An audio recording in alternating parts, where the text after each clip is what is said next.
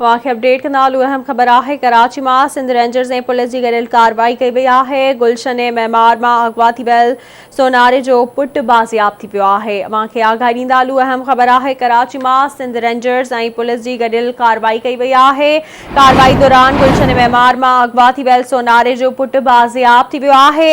जवाबदारनि मुगवी के घर भातियुनि खां 2 करोड़ रुपया भुंग तलब कयो वियो है। तफ़सील मालूम कंदासीं। कराची में महताब शरखान जी। महताब अपडेट कजो।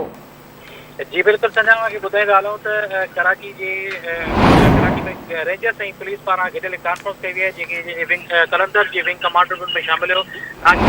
जो चवण आहे त जेके मुख़्तलिफ़ ॾोहनि में जेके गिरफ़्तार जवानदार आहिनि जेके कराची मां हिकिड़ी छोकिरी खे अगवा करे जेका 35 लाख रुपया जेको आहे जेको भोग जेको घुरी रहिया उनखे उहे जेके मेन उहो गिरफ़्तार कयो वियो आहे।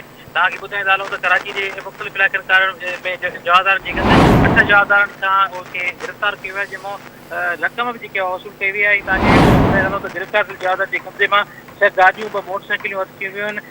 रेंजर्स जे जेके कलंदर रेंजर्स कमांडर पारां उन प्रेस में ॿुधायो आहे त अगवा ऐं भुंग में जेके मुलविस जवाबदार आहिनि जेके कराची जे मुख़्तलिफ़ ॻुरूअनि में हिते जेके माण्हू खां गिरफ़्तार करे अगवा करे हिन खां वठंदा हुया जंहिंमें पुलिस ऐं इंटेलिजेंस जी गॾियल कार्रवाई दौरान जेका गिरफ़्तार कया विया आहिनि ऐं जेको मेन गुरू आहे उन जी जेका ॻोल्हा हले पई मुख़्तलिफ़ जॻहियुनि ते उनखे छापा खे गिरफ़्तार कयो वेंदो ऐं इहो अहम इंकशाफ कयो त जेके हीअ हिकु छोकिरी खे कुझु ॾींहं पहिरीं अगवा कयो जंहिंखां 35 लाख रुपया जे वालदेन खां भुंग घुरनि पिया जंहिंजी व्हाट्सअप ट्रेसिंग करे असां उनखे गिरफ़्तार कयो आहे ऐं उनखे गिरफ़्तार करे उनखे पुलिस हवाले करे छॾियो आहे। जी वॾी महिरबानी अवां जी आगाह करण लाइ।